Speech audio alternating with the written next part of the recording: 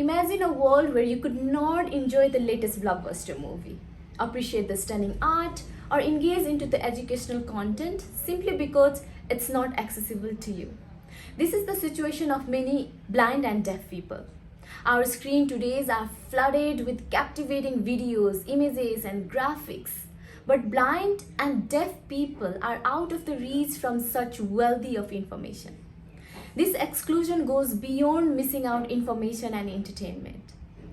It makes us unable to fully participate in the society and to share the collective perspective of the world around us.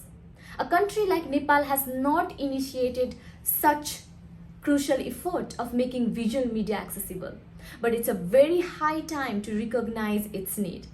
Actually, making visual media accessible is not just catering the needs of blind and deaf people.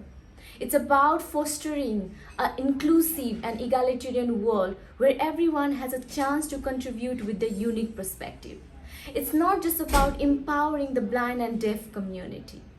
It's about enriching the community because we get to tap into the hidden talent, creativity, and social innovative ideas that blind and deaf people possess, which otherwise we might miss out because of the lack of meaningful communication.